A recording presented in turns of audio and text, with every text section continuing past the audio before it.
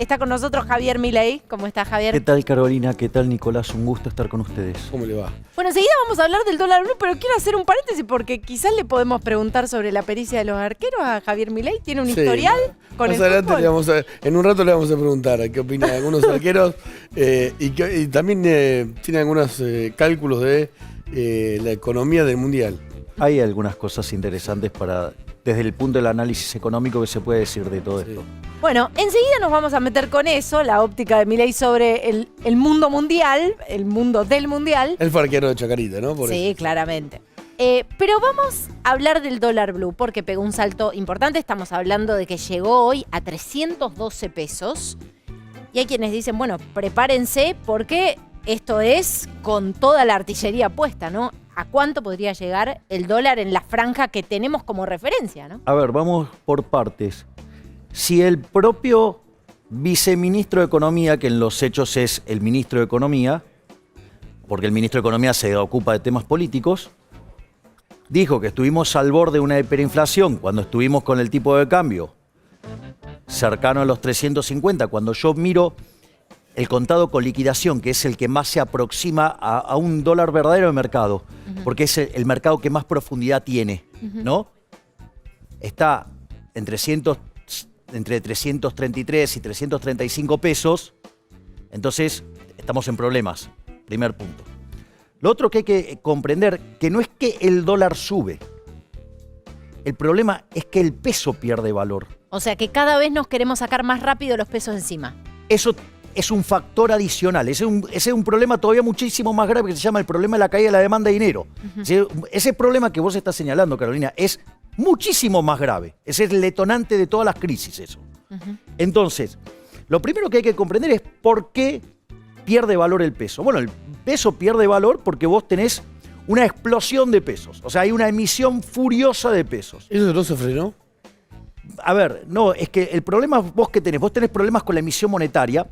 O sea, a ver, vamos por la definición. La inflación es siempre y en todo lugar un fenómeno monetario que surge de un exceso de oferta de dinero, ya sea o porque sube la oferta, o porque cae la demanda, o porque pasan las dos cosas a la vez. Ahora, cuando vos emitís un peso, el impacto se ve entre 18 y 24 meses después. Entonces vos hoy tenés tres problemas con la emisión monetaria. El primer problema que tenés con la emisión monetaria pasada. A ver, este gobierno de impresentables... Espera, esto quiere decir, para recapitular porque estamos diciendo un montón de cosas, que ahora estamos pagando en términos inflacionarios el plan platita, por ejemplo. Exacto, entre otras cosas. En realidad estamos pagando los 2 primeros años de gestión de este gobierno, ¿sí? Porque, ¿qué hizo? Hizo el equivalente de 11 puntos de déficit fiscal en términos del PBI. O sea, emitió 2 bases monetarias para financiar el déficit fiscal. ¿Qué quiere decir esto? Que en algún momento la inflación te iba a llevar puesto. Esto nosotros lo hemos hablado ya, diciendo, mirá, por más que hoy cortaras vos con la emisión monetaria, la inflación va a seguir porque tiene que ver con lo que vos ya emitiste en el pasado. Es decir, aun cuando cortaras la emisión monetaria. Ese es el primer punto. El otro problema que vos tenés es con la emisión monetaria presente. Vos tenés déficit fiscal, ¿con qué crees que lo financian? O sea, si no se pueden financiar afuera, digo, no, entonces ¿qué hacen? Agarran, le ponen un bono al Banco Central, el Banco Central le da dinero, ¿sí? Y una parte la saca con las LELIQs. Entonces ahí tenés no solo el problema de la parte que no puedes sacar, que es emisión monetaria presente. Por ejemplo, la barrabasada que hicieron con el dólar soja. Incrementaron la base monetaria en un mes 25%. Digo, ¿qué creías que iba a pasar? Y va a generar más presión. Y lo otro es el problema de la emisión monetaria futura. Este es el tema más delicado de todos. Yo hoy por la base monetaria que tengo, que es el dinero que yo verdaderamente emití, tengo dos bases monetarias equivalentes en LELIQs, que es ese instrumento que utiliza el Banco Central para sacar el dinero. Que no genera, con lo cual, ¿cuál es el problema? La emisión monetaria futura. Ahora, ¿qué tasa está pagando por eso? 107%. ¿Qué quiere decir que esto? De acá a 12 meses vos las LELIQs las duplicás. Y además, el presupuesto, que tiene un déficit fiscal de 30.000 millones de dólares, al tipo de cambio con el que trabaja el gobierno, ¿cuál es el problema?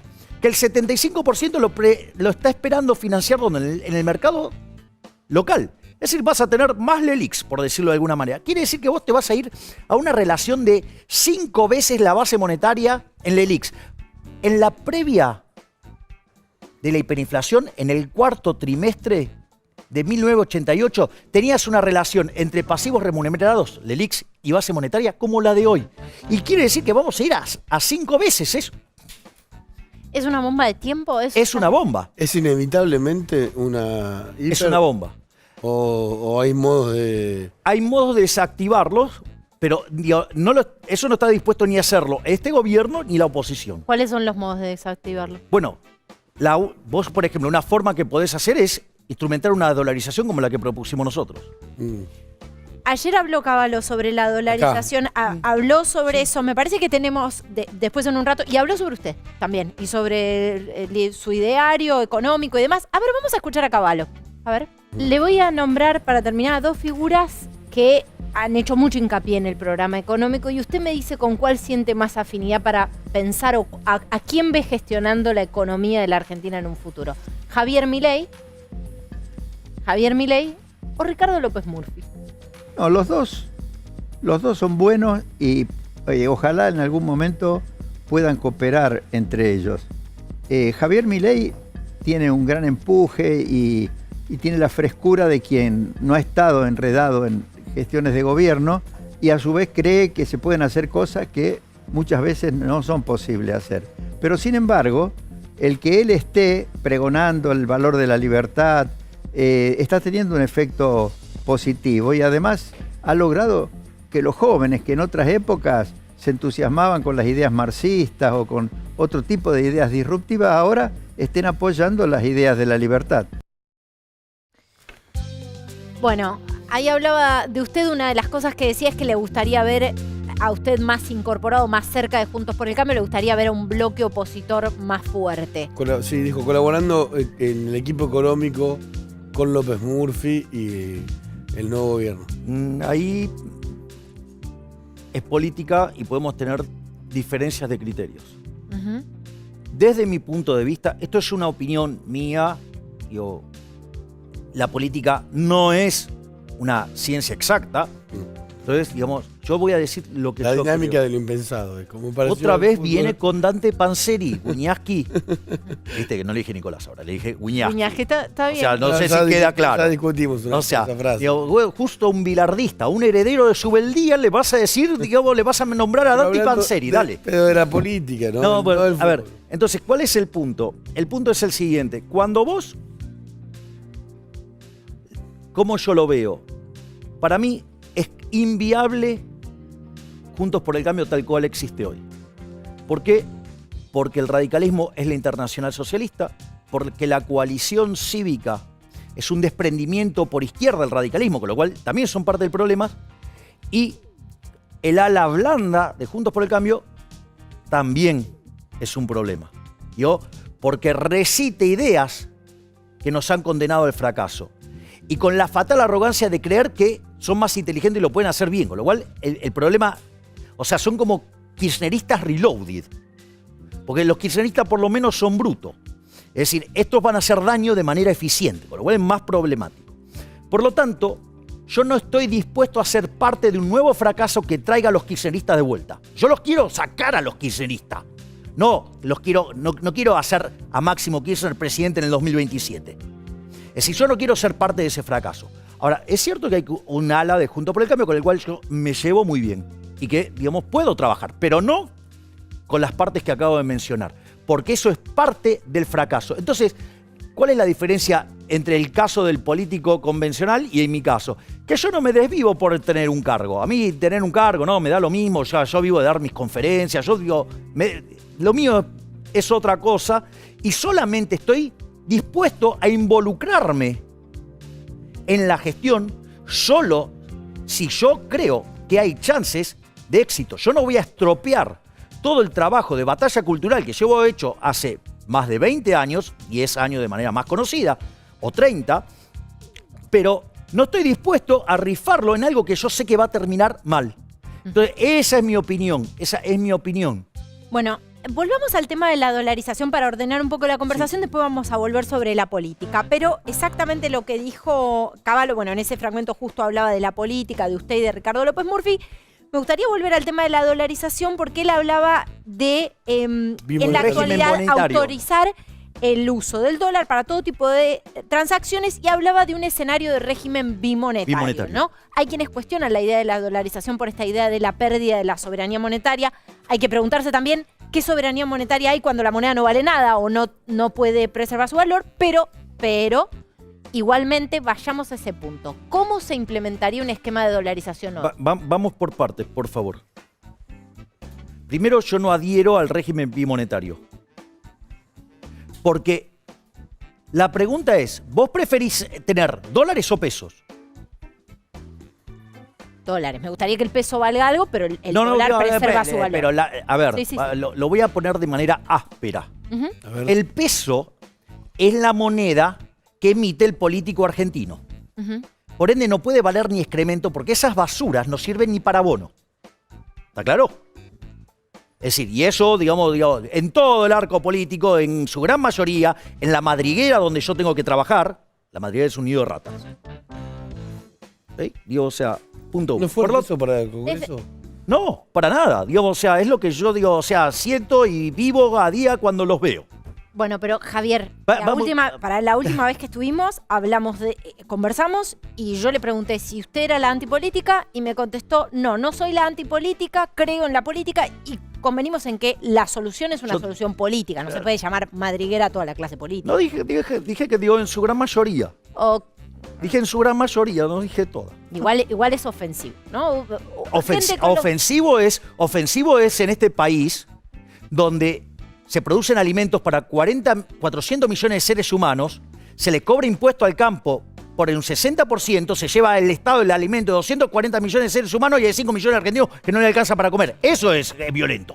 Es decir, barbaridad. con lo cual, digamos, o sea, y tener 40% de pobres y de haber sido el país más rico del mundo al inicio del siglo XX, hoy somos 70, 80 el tipo de cambio oficial y 140, 150 el paralelo. Eso es una ofensa.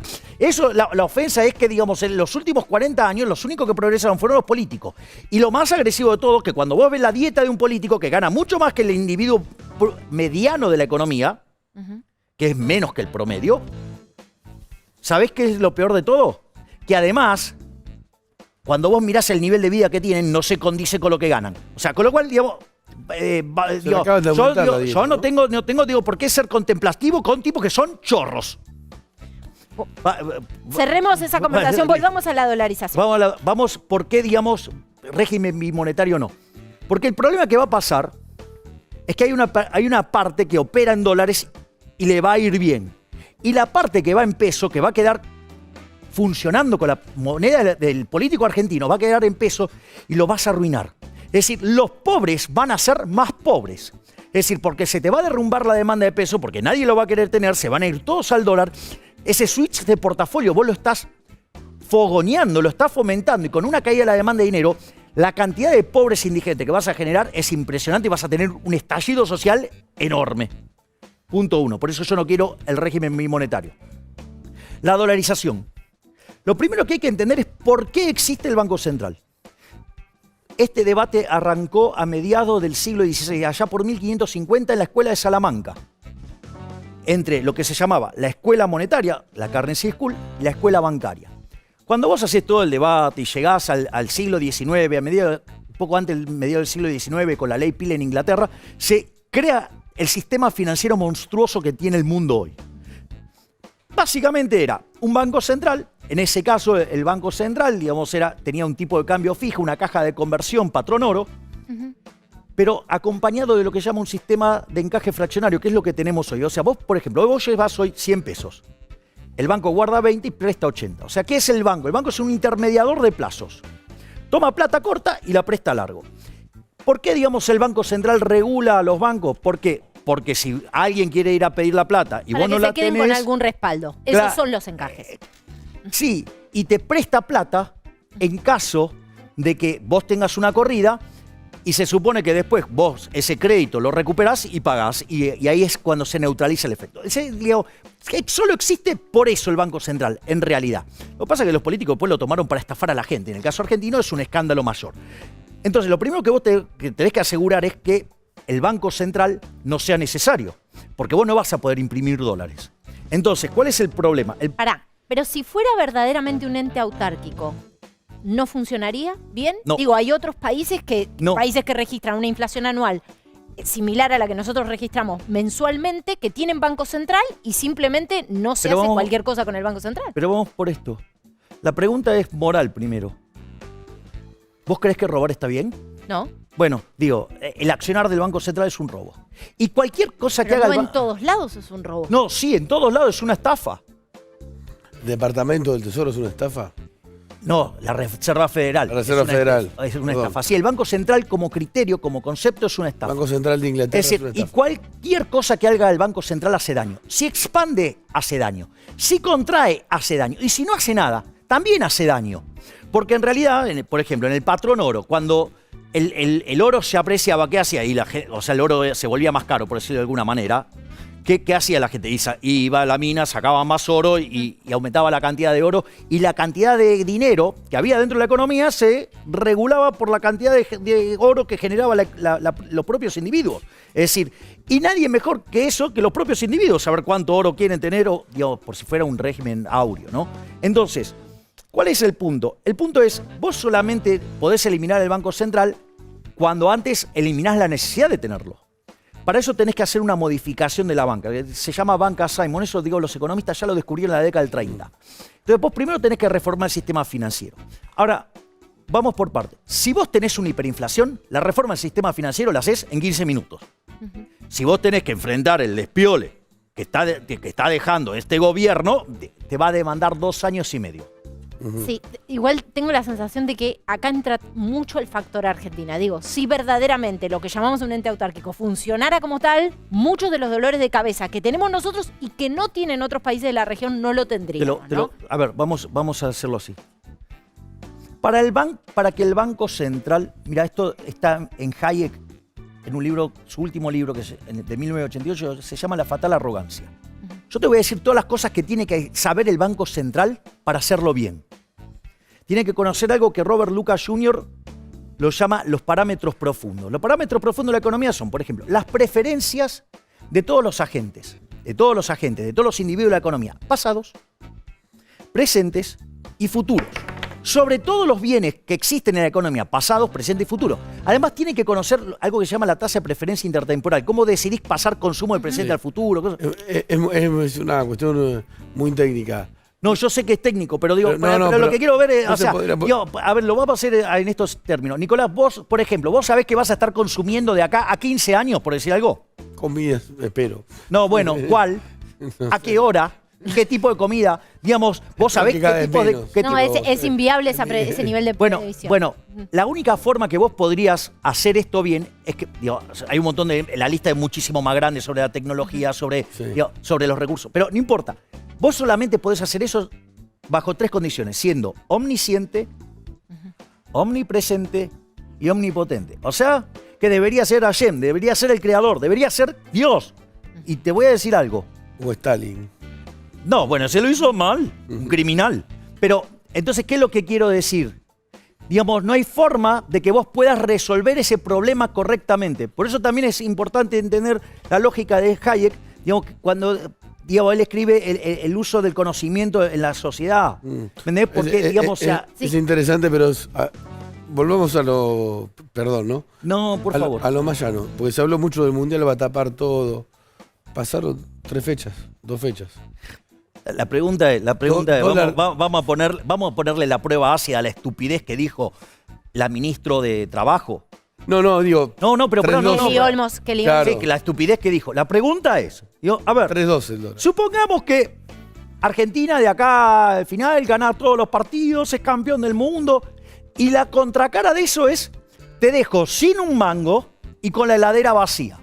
La prueba ácida, ¿qué dice? Que te vas a morir. Digo, tío, estás claro que eso es una estupidez que no soporta. Sí. No, que justamente el ejemplo de hoy es, ¿qué pasó que el dólar se fue a 3.12?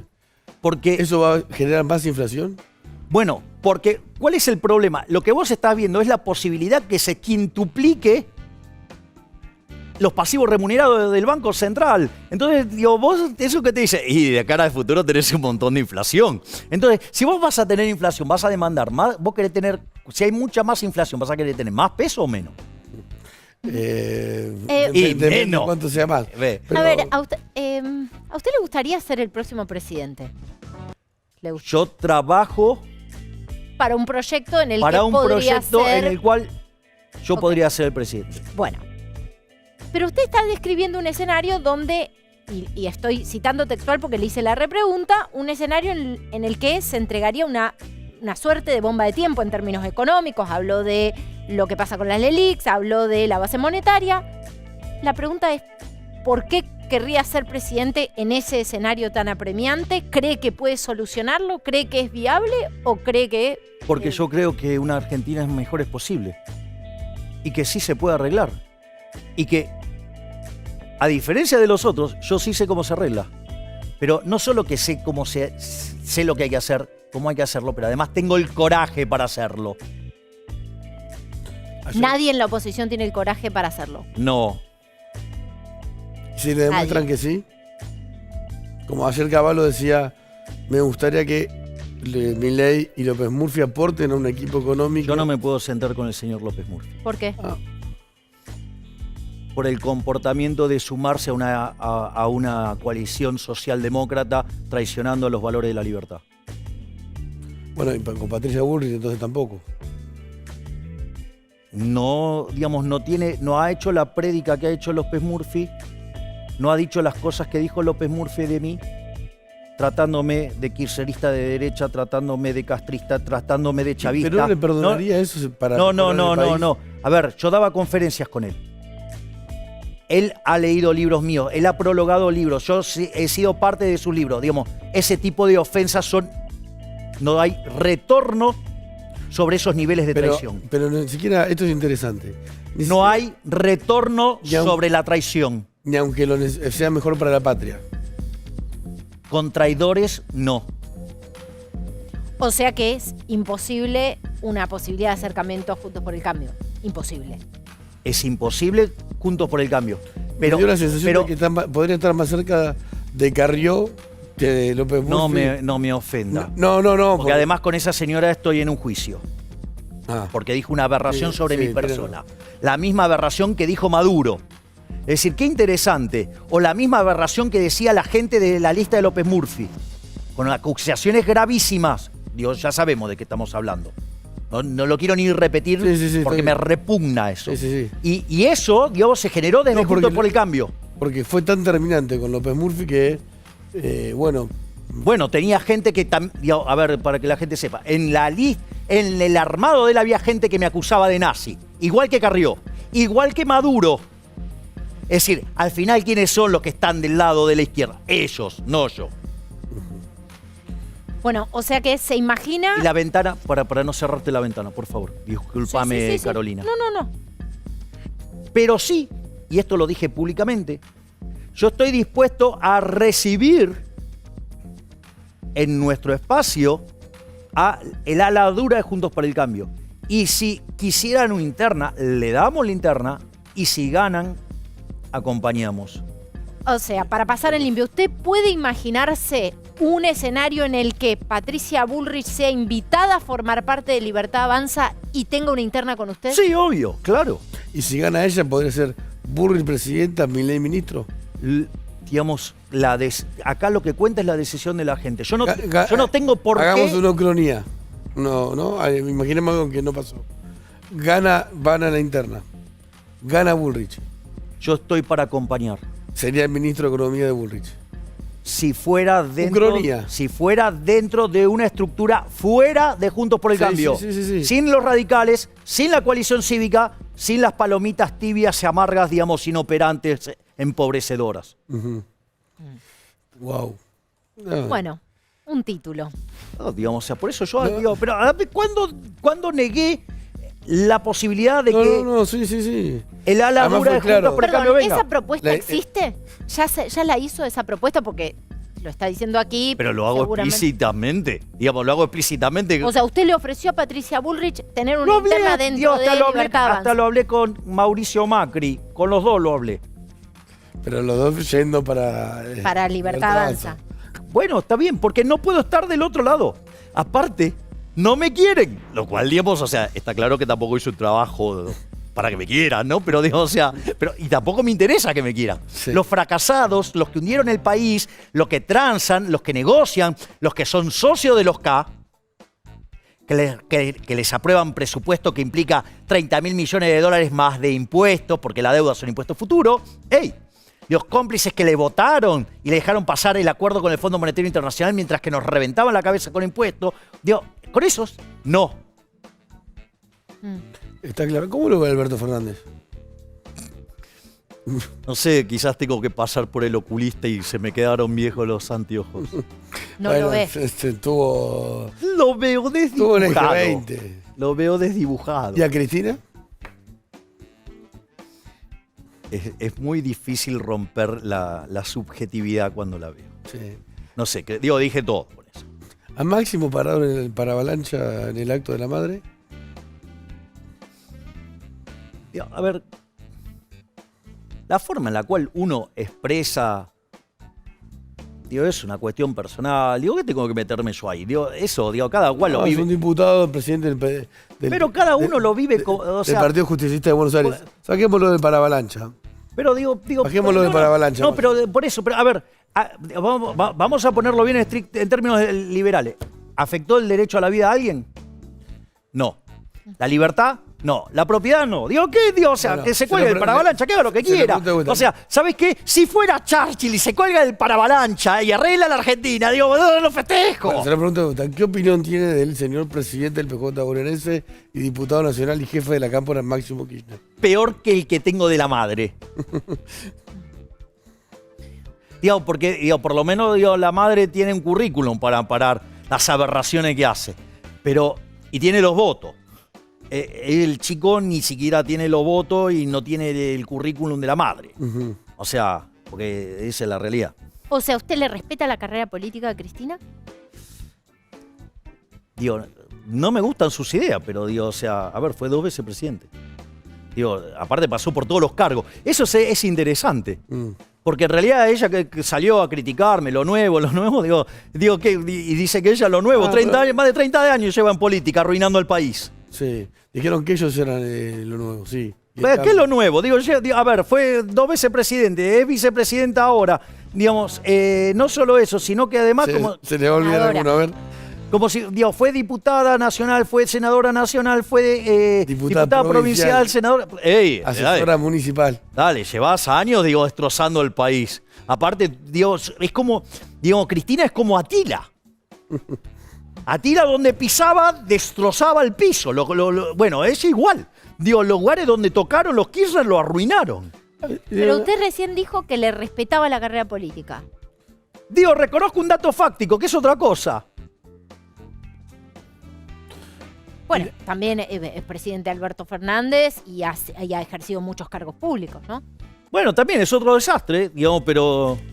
Pero le reconoce su carrera política. Bueno, llegó a presidente, algo habrá hecho para, llegar ahí. Nunca le pregunté sobre esto. ¿Qué dice de la justicia? El tema de la justicia para mí es un tema hiperdelicado. Porque la república se sostiene sobre la justicia. O sea, cuando vos construís la república tiene tres elementos. El poder ejecutivo, que es la idea del monarca, pero el monarca puede derivar ¿en qué? En tirano. Punto 1. La aristocracia vendría a ser el Congreso, pero puede derivar en oligarquía. ¿Y quién es el que evita que eso suceda? La justicia. Pero la justicia tiene que ser independiente. Y lo que yo siento es que la justicia está todo el tiempo siendo manoseada y atacada por el poder político. De un lado y del otro. De un lado y del otro. Entonces, para mí, esto es una visión mía, la justicia habría que escindirla de los otros poderes, literalmente, hasta en su financiamiento. Y que la estructura de la propia justicia sea determinado por los propios entendidos del tema. ¿Qué tiene que ver ahí? ¿Cómo que eso de andar metiendo políticos ahí en el medio?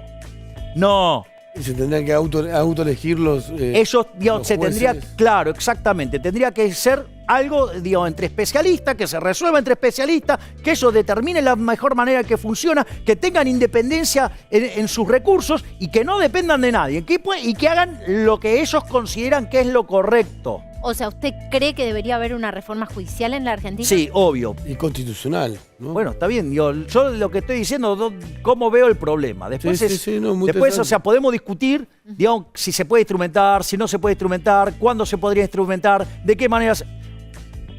Pero mientras que vos tengas su justicia absolutamente contaminada por los políticos, ¿qué pretendés que funcione bien? Nada funciona bien donde mete la mano los políticos. ¿Sabes qué? Vendrían a ser como, en lugar del rey Midas, son el rey Sadim.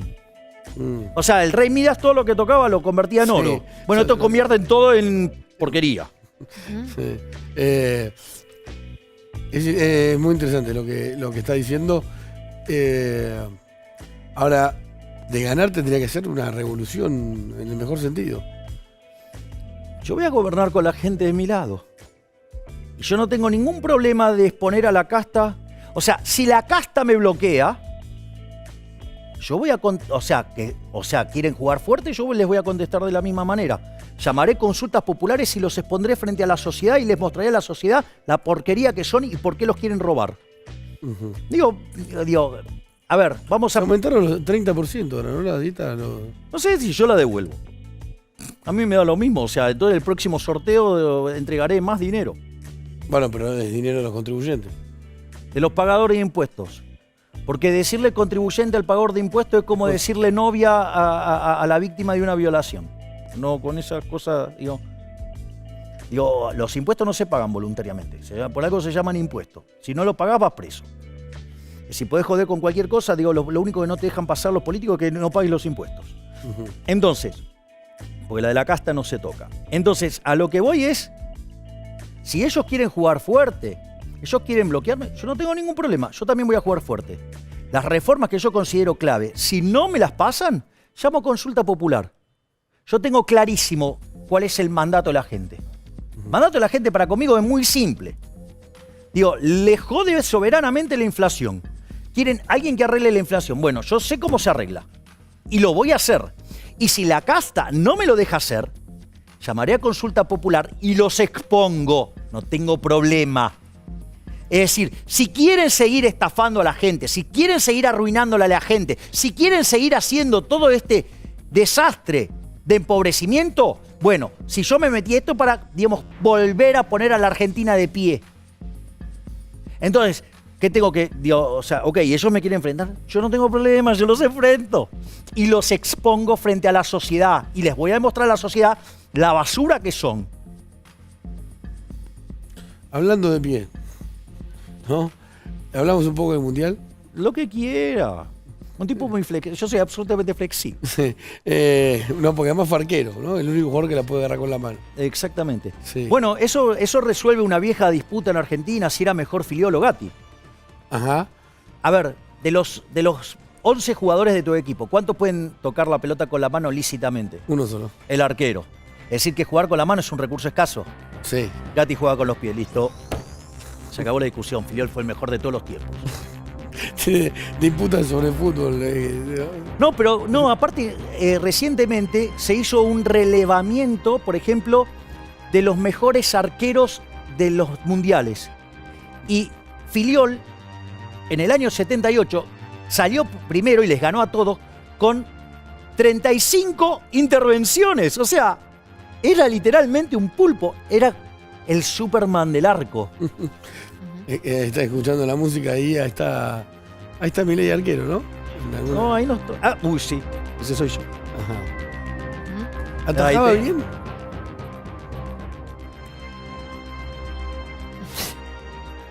Hacía lo que podía. Trataba que no entre. Sí. ¿Le molestaba si la tribuna de atrás lo puteaba? No, me encantaba. Me encantaba. Siempre me agrandaba en la adversidad. Ajá. Nos había dicho recién detrás de cámara una cuestión de que el VAR es una que tiene que ver con la economía. Sí. El VAR, a ver, una de las cosas que... Fíjate esto. Por ejemplo, fíjate lo que ganaba Maradona siendo el mejor jugador de su tiempo. Y fíjate lo que gana Messi siendo el mejor jugador de su tiempo. La diferencia es abismal. ¿Por qué la diferencia es abismal? Porque el negocio del fútbol creció fenomenalmente.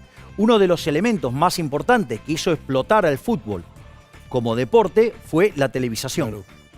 Entonces se hizo un deporte extremadamente masivo. O sea, ya no es un problema de que vos juntés plata llenando el Pasión estadio. de multitudes. Exactamente. Bueno, pero esa pasión de multitudes vos se la llevaste con la Deporte televisión. populista. Entonces, ¿eso qué es lo que hizo? Que a vos tus ingresos se multiplicaran enormemente. Aparte, digamos, o sea, hay una teoría sobre la distribución de ingresos, se llama la teoría de las superestrellas. Y en lugar de que vos, en la medida que sumás talento, en lugar de tu remuneración crecer aditivamente, crece exponencialmente. Entonces te aparece un tipo como Tiger Messi, Woods fue que es un fuera de serie, porque es el único. Por eso Messi es imposible estadísticamente, porque es el mejor en todas las facetas del juego que él interviene. Entonces, y obviamente, va a ganar un montón de plata. Ahora, ¿qué es lo que pasa? Ese negocio que se volvió tan rentable, tan importante, tan grande, ¿qué pasa? Un error del árbitro es carísimo. Entonces, ¿a qué lleva eso?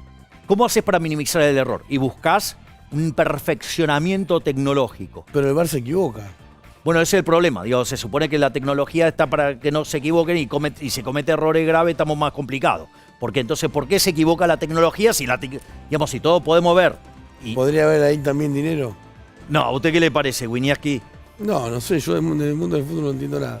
Pues puede ser que, digamos, a veces no pidan la corrección. Está todo podrido. Sí. Ahora, Para usted Messi es mejor que Maradona. para mí Messi es el mejor jugador de fútbol de todos los tiempos. Hay un trabajo que se hizo en Inglaterra que se llama Messi es imposible y hace un relevamiento de todas las facetas del juego. Y Messi es el mejor en todas las facetas del juego. Y eso es imposible porque vos podés ser mejor en algo, pero menos bueno en otra. Digo, pero ser el mejor en todo es de otro planeta. Usted habla mucho sobre el valor de la libertad. ¿Qué reflexión le merece que el país anfitrión sea Qatar? Digo, me parece un lugar muy complicado, digo, porque no hay... El máximo logro del liberalismo, ¿sabes cuál fue? La igualdad ante la ley. Y no hay igualdad ante la ley. Eso me parece deplorable. Bueno, vamos a ir a la primera pausa. ¿Qué te parece? Sí, vamos a la primera pausa. Parpadeo y ya venimos. Muchísimas gracias, Javier Milei. Por favor, un placer.